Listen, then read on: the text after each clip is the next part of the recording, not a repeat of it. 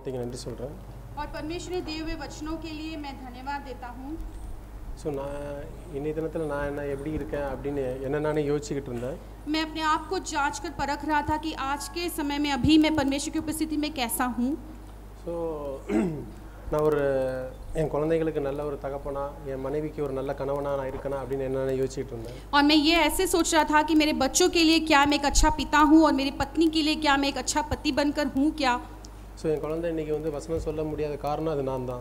और यदि आज मेरी बच्ची वचन को नहीं बोल पाई तो उसका कारण मैं ही हूँ. ஸோ வேதம் சொல்லுது தன் சொந்த குடும்பத்தை நடத்த தெரியாதவன் விசுவாசத்திலும் கேடு கட்டவன் அப்படின்னு சொல்லுது. और वचन में ऐसा लिखा है कि जो व्यक्ति अपने परिवार को नहीं संभाल सकता तो वो वचन वो परमेश्वर के कार्य का योग्य नहीं. ஸோ அப்படியே என்னோட தவறை நான் உணர்ந்தேன், என் பாவத்தையும் நான் தேவன்ட்ட அறிக்கையிட்டு நான் மனந்திருந்தேன். तो इसमें मुझे मेरी गलती का एहसास हुआ, मेरे पाप का एहसास हुआ, मैंने पश्चाताप किया और परमेश्वर से माफ़ी मांगी. ஸோ வேதம் சொல்லுது நம்முடைய சரீரத்தை வந்து ஜீவ பலியா, அது உயிரோடு ஒரு சுகந்த வாசனையா நம்ம வந்து தேவன்ட்ட கொடுக்கணும் அப்படின்னு சொல்லுது. और पवित्र वचन में ऐसा लिखा है कि हमें हमारे शरीर को एक जीवित बलिदान होकर, एक सुगंधदायी जीवित बलिदान होकर हमें चढ़ाना है. ஸோ எனக்கு தெரிஞ்ச ஒரு பாஸ்டர் வந்து ஒரு सिनेमाल नடிக்கிற ஒரு லேடி கிட்ட போய் சுவிசேஷம் சொல்ல போனாரு. तो एक पास्टर जो है एक फिल्म की अभिनेत्री के पास जाकर सुसमाचार प्रचार करने की कोशिश करते हैं. எவ்வளவோ வசனங்களை சொன்னாரு. बहुत सारे वचनों को बताया. அவங்க சொன்னாங்க நான் இப்போ வந்து இப்போதான் நான் இண்டஸ்ட்ரியில வந்திருக்கேன், இன்னும் நான் நிறைய நல்லா வரணும், நிறைய பணம் சம்பாதிக்கணும், நான் இது என்னுடைய அழகுலாம் இப்போ தான் இருக்கும், இந்த அழகு இன்னும் கொஞ்ச நாள் போயிடுச்சு அந்த அழகும் போயிடும், இப்போ தான் நான் பணம் சம்பாதிக்க நல்ல ஒரு பெரிய ஆளாக வரதுக்கு இதுதான் சான்ஸ் அப்படின்னு சொன்னாங்க. तो वो अभिनेत्री ने सारा वचन सुनने के बाद उस पास्टर से कहा कि मैं तो अभी इस इंडस्ट्री में आई हूँ, मुझे और बहुत सारे पिक्चर करने हैं, मैं अभी जवानी के दिनों में इतनी सुंदर हूँ, बुढ़ापे में इतनी सुंदर नहीं रहूँगी, तो और मुझे बहुत पैसे कमाने हैं, अभी मेरे पास जितने सारे मौके आते हैं, अवसर आता है पिक्चरों का, सारे मैं ले लेना चाहती हूँ क्योंकि समय अभी मेरे पास अभी इतना ही है. ஸோ அவர் அதுக்கு ரிப்ளை எதுவும் பண்ணல. तो उस पास्टर ने उसका कोई जवाब नहीं दिया. அவங்க டீ கொடுத்துருந்தாங்க. उन्होंने उनको चाय दिया था. பாதி டீ குடிச்சிட்டு அந்த லேடிட்ட கொடுத்து நீ இந்த டீயை கொஞ்சம் குடிமா அப்படின்னு சொன்னாரு. तो उन्होंने उनके कप में से थोड़ा सा पीकर फिर वो चाय को उस अभिनेत्री को दिया और कहा कि तुम अभी इसे पियो. அந்த லேடி என்ன பண்ணுச்சு, அந்த டம்ளர் அப்படியே தள்ளி விட்டுச்சு. तो वो स्त्री ने, उस अभिनेत्री ने क्या किया, उस चाय के कप को ऐसे ही वहाँ से ढकेल दिया. நான் எப்படிப்பட்ட ஆளு, நீ வச்ச எச்சி டீயை நான் குடிக்கணுமா? तो मैं किस तरह की अभिनेत्री हूँ, कितनी बड़ी महान स्त्री हूँ और तुमने चाय को जूठा किया हुआ चाय का कप को मुझे दे रहे हो. நானும் அவர் சொன்னாரு, நானும் இப்போ தீர்க்க தரிசனமாக சொல்கிறேன், இதே மாதிரி தான் என் தேவனை ஒன்று உதறி தள்ளுவார் அப்படின்னு சொன்னார். तो उस पास्टर ने कहा कि मैं भी भविष्यवाणी देता हूँ कि जिस तरह से तूने इस चाय के कप को ढकेल दिया उसी तरह से परमेश्वर भी तुझे धुतकार कर ढकेल देगा. ஸோ இந்த வாலிபம் வந்து இயேசுவுக்கு தான். तो ये जो जवानी के दिन है ये सिर्फ मसीह के लिए होना चाहिए. ஸோ ஜீவ பலியா நம்ம தேவன்ட்ட ஒப்பு கொடுக்கணும்னா இதுதான் ஒரு சரியான நேரம். तो यदि हमारे शरीर को हम एक जीवित बलिदान होकर चढ़ाने चाहते हैं तो जवानी के दिन सबसे उत्तम समय होता है. ஸோ நான் வயசான காலத்தில் எல்லாம் ஓட்டம் எல்லாம் ஒடுங்கி போன நேரத்தில் வந்து நான் தேவனை பின்பற்றுறேன், நான் தேவனுக்கு வந்து சுகந்த வாசனையாக இருப்பேன் அப்படின்றது நம்மளை ஏமாத்தி கொள்ற காரணம். यदि हमारा सोच ऐसा है कि नहीं अभी नहीं, मैं जब सब कुछ कमा लेता हूँ, सब कुछ मेरा ज़िंदगी को अच्छा सही ट्रैक पर ला देता हूँ, फिर बुढ़ापे के दिन में जब मेरे पास समय होगा तब मैं परमेश्वर के पीछे जाऊँगा, सुखदायी जीवन बनाऊँगा, यदि ऐसा सोच रखते हैं तो अपने आप को हम धोखे में ला रहे हैं. முதலாவது நம்ம இன்னும் அறியாமல் இருக்கிறோம், நம்ம வந்து நம்ம சரீரம் வந்து நமக்கு சொந்தம் கிடையாது, அது இயேசுவுக்கு தான் சொந்தம் அப்படின்னு நம்ம உணராமல் இருக்கோம். और सबसे पहले मुख्य बात यह है कि हम ये बात नहीं समझ रहे हैं कि ये जो शरीर है ये हमारा खुद का नहीं है लेकिन परमेश्वर का दिया हुआ शरीर है. So Galatians 2:20 गलातियों का दूसरा अध्याय वचन 20 கிறிஸ்துவுடனே கூட சிலுவையில் அறையப்பட்டேன், ஆயினும் பிழைத்திருக்கிறேன், இனி நான் அல்ல கிறிஸ்துவே எனக்குள் பிழைத்திருக்கிறார், நான் இப்பொழுது மாம்சத்தில் பிழைக்கிறதோ என்னில் அன்பு கூர்ந்து எனக்காக தம்மை தாமே ஒப்பு கொடுத்த தேவனுடைய குமாரனை பற்றும் விசுவாசத்தினால் பிழைத்திருக்கிறேன். गलातियों 2:20 गलातियों का दूसरा अध्याय 20वां वचन, मैं मसीह के साथ क्रूस पर चढ़ाया गया हूँ और अब मैं जीवित न रहा पर मसीह मुझ में जीवित है, और मैं शरीर में अब जो जीवित हूँ तो केवल उस विश्वास से जीवित हूँ जो परमेश्वर के पुत्र पर है जिसने मुझसे प्रेम किया और मेरे लिए अपने आप को दे दिया. ஸோ என்னுடைய கைகள் வந்து சிலுவை இயேசு கிறிஸ்துவோட சிலுவையோட என்னுடைய கைகளும் சேர்த்து அறையப்பட்டாச்சு. और इसका मतलब ये है कि यीशु मसीह जब क्रूस पर लटकाए गए थे उनके साथ साथ मेरे हाथों को भी वहाँ पर कीले पे लगा दिए गए. ஸோ இப்பொழுது என்னோட வாசம் பண்றதெல்லாம் இயேசு தான். तो अभी मुझ में जो कुछ भी वास करता है वो सब कुछ यीशु मसीह का है. எதுக்காக நான் வாழ்னா அவர் எனக்காக அன்பு கூர்ந்து அவருடைய எல்லா பாக்கியத்தையும் இழந்து எனக்காக வந்து ஒரு கோலமா வந்து சிலுவையில தொங்கினாரு. तो मुझे क्यों परमेश्वर के लिए जीना है? क्योंकि परमेश्वर ने खुद मुझसे प्रेम किया है और उनके सारी जो अच्छी चीज़ें मेरे लिए उन्होंने त्याग दिया है, खुद को जाकर क्रूस पर लटका दिया है, इसीलिए मुझे यीशु मसीह के लिए जीना है। ஏசாயா 53 அதிகாரத்தில் சொல்லுது நம்முடைய கண்களை வந்து அவர் பார்க்கறதுக்கு சலிக்கல, அப்படி ஒரு அலங்கோலமா இருந்தார் எனக்காக. और यशाया के 53 में ऐसा लिखा है कि हमारे पाप जब उस पे लादे गए थे तो उतना असहनीय था कि परमेश्वर खुद अपने पुत्र यीशु मसीह को देख नहीं पाए। நான் நரகத்துக்கு போய்டக்கூடாதுன்றதுக்கு அவர் எல்லா ஆக்கினையும் எனக்காக ஏற்றுக்கொண்டார். और हम नरक में नहीं जाना चाहिए, इसीलिए यीशु मसीह ने हमारे सारे पाप हमारे खातिर वो क्रूस पर लटकाया गया। 1 Corinthians 6:19 और पहला कुरिन्थियों उसका 6वां अध्याय वचन 19, உங்கள் சரீரமானது நீங்கள் தேவனாலே பெற்றும் உங்களில் தங்கியும் இருக்கிற பரிசுத்த ஆவியினுடைய ஆலயமாய் இருக்கிறது என்றும் நீங்கள் உங்களுடையவர்கள் என்றும் அறியீர்களா? क्या तुम नहीं जानते कि तुम्हारी देह पवित्र आत्मा का मंदिर है जो तुम में बसा हुआ है और तुम्हें परमेश्वर की ओर से मिला है और तुम अपने आप नहीं हो? Verse 20 क्योंकि आगे 20वां वचन, क्योंकि दाम देकर मोल लिए गए हो, इसीलिए अपनी देह के द्वारा परमेश्वर की महिमा करो। सो நம்ம வந்து தேவனுடைய சொந்த விலையேறப்பட்ட ரத்தத்தினால நம்ம வந்து வாங்கப்பட்டிருக்கோம். तो हम जो है परमेश्वर के खुद के पुत्र के बहुमूल्य लहू के जरिए से हम खरीदे गए हैं। சோ இந்த சரீரம் நமக்கு சொந்தம் இல்ல. अब ये शरीर हमारा खुद का ना रहा। சோ என்னுடைய வாழ்க்கையில நான் अनेक தடவை வந்து எப்படி இருக்கேன்னா ஒரு 10-12 மணி நேரம்னா 12 மணி நேரத்துல 10 மணி நேரம் வந்து தேவனுக்காக வாழ்றேன். और मेरे जीवन को यदि मैं जांचता हूँ तो देखता हूँ कि यदि जीवन मेरे पास 12 घंटे है तो उसमें 10 घंटे मैं परमेश्वर के लिए जीता हूँ। सो ஒரு 10 நிமிஷம் வந்து நம்ம வந்து நமக்குன்னு ஒரு ரிலாக்ஸேஷன் தேவைப்படுது, ஒரு ரிஃப்ரெஷ்மென்ட் தேவைப்படுது. लेकिन हाँ उसी बीच में हमें 10 मिनट का तो हमारे लिए छुट्टी का टाइम होना चाहिए जहाँ पर अपने खुद के लिए हम जी सकें। सो அந்த நேரத்துல நான் என்ன பண்ணேன், Facebook ஓபன் பண்ணுவேன். उस समय में मैं क्या करता हूँ, तब मैं Facebook पर जाता हूँ। நான் 10 நிமிஷம்னு சொல்லிட்டு போவேன். मैं 10 मिनट का टाइम देकर Facebook को खोलता हूँ। அது பாத்தீங்கன்னா கிட்டத்தட்ட 1 மணி நேரம் 1.5 மணி நேரம் கிட்ட போய் நிக்கும். लेकिन जैसे मैं उस पे चला जाता हूँ तो कई बार वो 1 घंटे से अधिक हो जाता है मेरा समय उस पर। सो சாத்தான் அப்படிதான் நம்மள வஞ்சிக்கிறவனா இருக்கான். तो इसी तरह से शैतान हमें धोखे में लाता है। சோ அநேகர் சொல்றாங்க நான் வந்து இந்த வாலிப வயசுல எவ்வளவு நாள் தான் எவ்வளவு நேரம் தான் பைபிளே படிச்சிட்டு கடவுளுக்காக வாழ்ந்துட்டு இருக்க முடியும். तो कई बार जवान लोग ऐसे बोलते हैं कि मेरे जवानी के दिनों में कितना समय मैं परमेश्वर के लिए बिताऊं, कितना समय मैं बाइबल पढ़ने में बिताऊं। சோ நம்ம அப்படி இல்லனா பரலோகத்துல போய் நம்ம என்ன பண்ண முடியும்? तो பரலோகத்துல நம்மளுடைய முழு வேலையும் வந்து தேவனை வந்து துதிக்கிற வேலை தான். और यदि अभी हम ऐसा नहीं करेंगे तो स्वर्गलोक में जाकर हम क्या करेंगे? क्योंकि स्वर्ग में तो पूरा दिन हमारा यही काम होगा कि हम परमेश्वर को लगातार स्तुति धन्यवाद करते रहने वाले हैं। சாக்மனன்ட் ஒருத்தர் வந்து இப்படி கேள்வி கேட்டா, நம்ம பரலோகத்துல போய் நித்தியமா அவர் வந்து துதிச்சிட்டே இருக்குமே அது ஒரு போர் அடிக்காதா அப்படினு கேட்டாராம். तो किसी व्यक्ति ने आकर ब्रदर जैक से आकर ये सवाल किया कि स्वर्ग में जाने के बाद क्या अनंत काल के हमेशा के लिए हम स्तुति आराधना ही करते रहेंगे? ऐसा लगातार करते रहने से हमको बोर नहीं होगा? सो ओके उनके परवाइल्ला नहीं போய் நரகத்துல போய் என்ஜாய் பண்ணு அப்படினாராம். तो फिर उन्होंने जवाब दिया कि ठीक है, यदि तुमको ये बोर लगता है तो तुम नरक में जाकर मौज मस्ती कर लो। सो நம்ம வந்து இந்த பூமியில வாழ்றோம், நம்ம முழுக்க இயேசு கிறிஸ்துவ தான் சார்ந்து முழுக்க அவருக்காக தான் வாழணும். और इसलिए जहाँ पर हम जगत में जी रहे हैं अभी तो पूरी तरह से हमें सिर्फ यीशु मसीह के लिए ही जीना है, यीशु मसीह के ऊपर निर्भर करते हुए उसी के लिए जीना है। ஒரு தேவ மனுஷன் சொல்றாரு, பைபிள்ல வந்து புழுதி படிஞ்சிருக்குனா உனக்கு ஐயோ, पुழுதி डस्ट।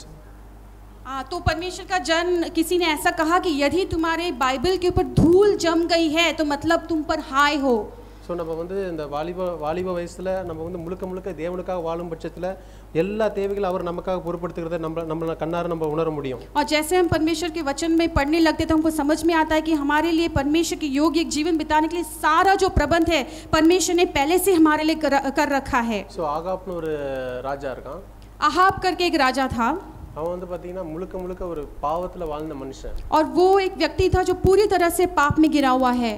முழுக்க தன்னுடைய மனைவி யேசபாலோட என்ன சொன்னாங்களோ அதை அப்படியே செஞ்சு வாழ்ந்தவன். और वो ऐसा एक पुरुष था जो अपनी पत्नी जेसबील जो कुछ भी कहती थी उसी के अनुसार वो जीता था।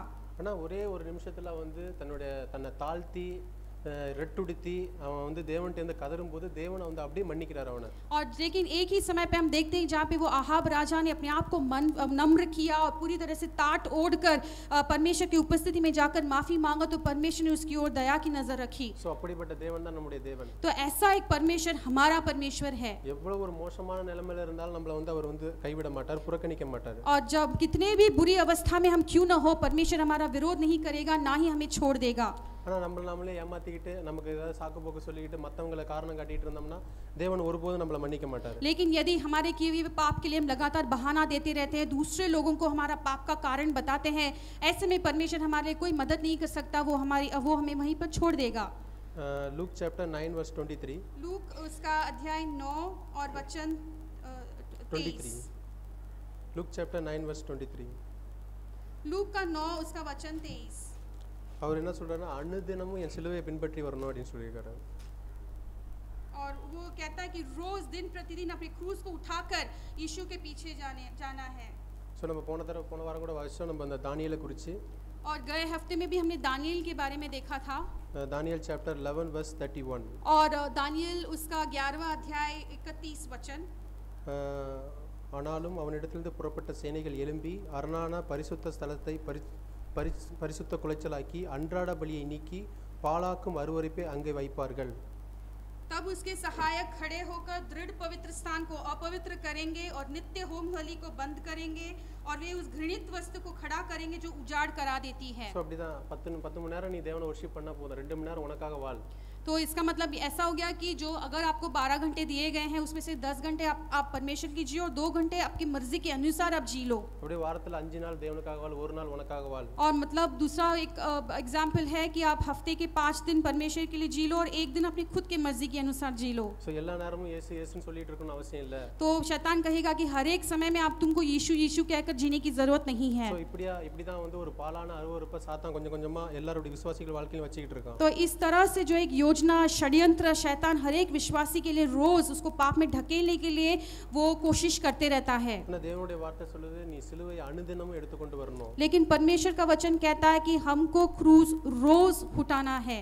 सो நம்மட்ட வந்து கடைசி காலத்துல வந்து நம்ம வந்து தேவன்ட்ட போய் வந்து வெக்கப்பட்டு தான் போணும் அப்படி வாழலனா। यदि हम कई थोड़ा सा समय परमेश्वर के लिए और थोड़ा सा समय हमारे खुद के मर्जी के लिए ऐसा ही जीवन बिताएंगे तो आखिरी दिन में परमेश्वर की उपस्थिति में हम शर्मिंदा हो जाएंगे। सो அப்படி வாழும்போது நம்மளையும் நம்ம ஆதாயப்படுத்திக் கொள்வோம், நம்மளையும் அதே நேரத்துல நம்மளோட சுத்தி வாழ்றவங்களையும் நம்ம आदायப்படுத்திக் கொள்ள முடியும்। यदि हम परमेश्वर के इच्छा के अनुसार रोज क्रूस उठाकर उसकी मर्जी के अनुसार जिएंगे तो हम खुद को भी परमेश्वर के उपस्थिति में संभाल पाएंगे। इतना ही नहीं दूसरों को भी हम परमेश्वर के अनुसार उनको सिखा सकते हैं। நம்ம வந்து உண்மையா பாவம் செய்யறதுக்கு ஒரு வாய்ப்பு இருக்கு, ஆனால் அந்த பாவம் செய்யாம நம்ம வந்து அதை விட்டு வெளியே வரும்போது அப்போதான் நம்ம உண்மையா தேவனை துதிக்கிறவங்களா இருக்கிறோம்। और जहाँ पर हमें हमारे सामने पाप से लुभाए जाते हैं, हमारे सामने हमें लुभावना होता है, उस समय पे उस पाप में न गिरते हुए परमेश्वर की मर्जी के अनुसार जब हम चलते हैं, ऐसे में हम परमेश्वर के लायक एक स्तुति और आराधना का जीवन बिता सकते हैं। सो வெறும் வாயில நான் தேவனை துதிக்கிறேன் அப்படின்றது அது உண்மையான துதியா இருக்காது। और सिर्फ मुंह से हम बोलते हैं कि मैं परमेश्वर का स्तुति करता हूँ और दिल से नहीं करते तो फिर वो एक स्तुति नहीं होती। சரீரத்தை ஜீவ பலியா நம்ம தேவன்ட்ட ஒப்பு கொடுக்கும்போது நம்முடைய பாவங்களை விட்டு பாவம் செய்ய வாய்ப்பு இருந்தும் நம்ம பாவம் செய்யாம தேவனே இந்த நேரத்தில் நான் வந்து அதை காட்டிலும் உண்மைதான் நான் மையப்படுத்த விரும்புகிறேன், இந்த பாவத்தை விடுறேன் அப்படின்ட்டு நம்ம தேவனை துதிக்கிறோம்। एक्चुअली நம்ம அந்த நேரத்தில் தேவனை துதிக்கிறோம்। और शरीर को एक जीवित बलिदान होकर चढ़ाने का मतलब ये भी होता है कि जहाँ पर हमारे सामने पाप मंडरा रहा है, लुभा रहा है कि हमें पाप करने का मौका मिलता है, लेकिन वहाँ पर हम खुद को संभाल लेते और बोलते कि परमेश्वर लेकिन मेरी मर्जी नहीं, तेरी मर्जी के अनुसार मैं चलूँगा। ऐसा करने से हम वहाँ पे स्तुति आराधना करते हैं और उसी को जीवित बलिदान चढ़ाने के बराबर होता है। நம்ம அப்படி இல்லாம நம்ம போய் ஒரு மனுஷன் தேவன்ட்ட போய் கேக்குறான், ஆண்டவரே இந்த வாழ்க்கை வாழவே எனக்கு பிடிக்கல, ஏன் என்ன படைச்சீங்க அப்படின்னு கேட்டானா। तो ऐसा एक जीवन बिताने के बारे में एक व्यक्ति जाकर परमेश्वर से कहता है कि हे प्रभु तूने मेरी सृष्टि क्यों की, ऐसा हमेशा तेरी मर्जी के अनुसार जीते तो मैं ऊब गया हूँ, तूने मेरी सृष्टि क्यों की। கடவுள் சொன்னாரு, ஒரே ஒரு வார்த்தை தான் சொன்னாரு, நீ ஏன் உன்னை நேசிக்கிற என்ன நேசிப்பா அப்படின்னாராம்। तभी परमेश्वर ने उसे सिर्फ एक बात बताई कि तू अपने खुद से बहुत प्रेम करता है, तू मुझसे प्रेम कर। நீ வந்து இப்போ கடையில வந்து இப்போ கடையில் ஓனர் இருக்காரு, அதில் கடையில் வேலை செய்கிறவங்க இருக்காங்க। और उसने उदाहरण दिया था कि एक दुकान मालिक है और उसके अधीन में काम करने वाले लोग हैं। இப்போ வந்து கடையில் ஓனருக்கு தான் அதிக பொறுப்புகள் இருக்கு. तो उस दुकान का जो मालिक है उसके पास ही सबसे ज़्यादा जिम्मेदारियां होती है। கடையில் வேலை செய்கிறவனுக்கு எவ்வளோ வியாபாரம் ஓடுது அது முக்கியம் கிடையாது. அவனுக்கு மந்த்லி சேலரி தான் அவனுக்கு தேவைப்படுது. लेकिन वो दुकान में उस मालिक के अधीन में काम करने वाले लोगों को अधिक जिम्मेदारी नहीं होता। वो सिर्फ अपने महीने के पगार के लिए काम करता है। वो ये नहीं सोचता है कि कितना अधिक लाभ या मुनाफा मैं कमा सकूं। ஆனால் நான் வந்து ஒரு கடையில் வேலை செய்கிறவனா இருந்து நான் ஒரு ஓனர் மாதிரி பிஹேவ் பண்ணனா கடைசியில் என்ன ஆகும், நம்ம இன்னும் அநேக கவலைகளை தான் போய் விழுவணும். लेकिन यदि हम जहाँ पर जिस दुकान में हम काम करने वाले लोग होते हैं वहाँ पर हम दुकान मालिक का के हिसाब से जिम्मेदारी उठाने लगे तो हम बहुत सारे समस्या में गिर सकते हैं। ஸோ வேற சொல்லு, குதிரை வந்து யுத்தத்துக்கு ஆயத்தம் பண்ணப்படும், ஆனால் ஜெயமோ கர்த்தரால் வரும். और जैसे पवित्र शास्त्र में कहा गया है कि घोड़े को युद्ध के लिए तो तैयार किया जाता है लेकिन आखिर में जो जय है वो परमेश्वर की ओर से आता है। நீ ஜஸ்ட் அமர்ந்திருந்து நானே தேவன் என்று பார்ப்பாடின்றாரு. और तो वो कहता है कि तू सिर्फ शांत रहे और देख कि तेरा परमेश्वर मैं हूँ। தேவலாத உலக காரியங்கள்ல உன்னை நீ வந்து ஈடுபடுத்திக் கொள்ளாத. और बेकार के संसार के बातों में जाकर अपने आप को उलझाए मत रख। ஸோ உனக்கு என்ன பொறுப்புகள் கொடுக்கப்பட்டது அதை மட்டும் நீ பாரு. और जो जिम्मेदारियां तुम्हें दी गई है तुम सिर्फ उसकी ओर अपना नजर रखो। இந்த பூமியில் இருக்கும்போது நீ வந்து முழுக்க முழுக்க உனக்காக வாழாம उन सुयத்தை மையமாக கொண்டு வாழாம நீ என்ன மையமாக கொண்டு வாழு. और इस संसार में जब तक तुम्हारे लिए तुम जीवित रहो उसमें अपने खुद के लिए नहीं, अपने स्वार्थ के लिए नहीं, लेकिन परमेश्वर के लिए अपने जीवन को बिताओ। இயேசு கிறிஸ்து அப்படிதான் முழுக்க முழுக்க வாழ்ந்தாரு. यीशु मसीह ऐसा ही अपने जीवन को पूरी तरह से परमेश्वर के लिए जीवन बिताया। மரிக்கும் போது கூட மரிக்கிற தருவாயில அன்றைய தினத்துல மூணு நல்ல காரியம் செஞ்சாரு. और जिस दिन उनका मृत्यु हुआ था उस दिन भी उन्होंने 3 भले काम किए थे। பரபாஸ் வந்து ஒரு மோசமான ஒரு கொல்லன், அவன் வந்து அவனை வந்து விடுதலை பண்ணாரு. और बराबास जो सबसे बेकार वहाँ पे एक गुनहगार था उसको छुटकारा मिला। ஏரோதும் பிலாத்தும் வந்து பயங்கர விரோதியா இருந்தாங்க. அன்னைய தினத்திலிருந்து அவங்க வந்து நண்பர்களா மாறினாங்க. और हेरोद और पिलातुस जो है बहुत ही कड़क दुश्मन थे, लेकिन जिस दिन यीशु मसीह का मृत्यु हो रहा था उस दिन वो एक दूसरे से बहुत ही जुड़कर दोस्त बन गए। அந்த திருடன் கடைசி நிமிடத்துல மனம் திரும்புறான். और यहाँ वहाँ पर एक चोर जो आखिर मिनट में वो मन फिराता है। சோ அப்படிதான் நம்மளும் நமக்கு தெரியாது, ஆனா தேவன் வந்து நம்ம மூலமா अनेक நல்ல காரியங்களை செய்ய முடியும். ऐसी बहुत सारी बातें हैं जो हम नहीं जानते, लेकिन ठीक उसी तरह परमेश्वर हमारे जरिए से भी बहुत सारे भले काम कर सकता है। எப்ப நம்ம வந்து சரீரத்தை ஜீவ பலியா ஒரு சுகந்த வாசனையா தேவனுக்கு ஒப்பு கொடுக்கும்போது தான், तब जब हमारे शरीर को हम एक जीवित बलिदान होकर सुगंधदायी बलिदान होकर चढ़ाते तभी। So Roman chapter 12 verse 2. और रोमियो का 12वां अध्याय उसका वचन 2। So நம்முடைய மனம் புதிதாகிறதுனாலே மறுரூபமாகுங்கள் வேதம் சொல்லுது. और ऐसा लिखा है कि तुम्हारे बुद्धि के नए हो जाने से तुम्हारा चाल चलन भी बदलता जाए। ஸோ ஆண்டவரே எனக்கு ஏதாவது ஒரு என் வாழ்க்கையில் காட்டுங்க, அப்போ தான் நான் வந்து அந்த வார்த்தை எனக்கு என் வாழ்க்கையில் ஒரு மாம்சமாக ஒரு ஜீவனாக மாறணும் அப்படின்னு நான் கேட்டேன். तो मैंने परमेश्वर से कहा कि परमेश्वर मेरे जीवन में ऐसे ऐसे क्षेत्र में तेरे लिए जीने के लिए एक वचन को बता, ताकि उस वचन को लेकर उसको एक शरीर के अनुसार मैं जी लूँ। ஏதோ பழையில முன்னாடி ஒரு வாழ்க்கை வாழ்ந்திருக்கேன், இப்போ மறுபடியும் வேற ஒரு வாழ்க்கை வாழும்படி நீங்க அழைச்சிருக்கீங்க. और एक जमाने में हम जब पाप में थे तो एक तरह का जीवन को हम बिता रहे थे, लेकिन अब जब हम मसीह में आ गए हैं तो एक अलग तरीके के जीवन को बिताने के लिए हम बुलाए गए हैं। இதுவரைக்கும் பாவம்னே தெரியாம வாழ்ந்திருக்கேன், இப்போ பாவம்னு நீங்க எனக்கு உணர்த்திருக்கீங்க. और अभी तक तो मैं पहले पाप क्या था ये नहीं जानता था, लेकिन अब तो पाप क्या है इसके बारे में मुझे जानकारी है। முழுக்க முழுக்க என்ன மையமா கொண்டு வாழ்ந்திருக்கேன், இப்போ வந்து நீங்க உங்களை மாத்திரம் மையமா கொண்டு வாழ விரும்புறீங்க. और अभी तक तो अपने आप को स्वार्थ के अनुसार अपने आप को मुख्यता देते हुए मैंने जीवन बिताया, लेकिन अब से लेकर परमेश्वर को मुख्यता देते हुए मैं जीवन बिताना चाहता हूँ। மைண்ட் மாறுறது வந்து நம்மளால முடியாது, அதுக்கு முழுக்க முழுக்க பரிசுத்த ஆவியானவரோட ஊழியம் தான் அது. और हमारा जो मन का नया किए जाना ये हमारे शक्ति से नहीं हो सकता है, सिर्फ पवित्र आत्मा के अधीन में रहने से हो सकता है। அப்படியே நேத்து நான் யோசிச்சுட்டு இருக்கும்போது தேவன் ஒரு காரியத்தை ஒரு பாவத்தை எனக்கு உணர்த்தினாரு. और इसी तरह से जब मैं वचन पे मनन करा तो परमेश्वर ने मेरे जीवन में एक पाप के बारे में मुझे एहसास दिलाया। முற்காலத்துல கூட அது வந்து ஒரு சும்மா ஒரு உணர்வு தாட்டா வந்துச்சு, ஆனா அது எனக்கு பாவமா தெரியல அப்ப. और पहले भी बीते हुए दिनों में भी इसका मुझे एहसास हुआ था, लेकिन मैंने उसको पाप होकर नहीं माना था। எப்படின்னா நான் வந்து என்னோட கம்ப்யூட்டருக்கு வந்து நான் வந்து Windows 7 யூஸ் பண்றேன். मैं मेरे कंप्यूटर में Windows 7 को यूज करता हूँ। सो அந்த Windows 7 வந்து பாத்தீங்கன்னா pirated version. लेकिन वो जो Windows 7 है वो लाइसेंस्ड वर्जन नहीं है, पायरेटेड है।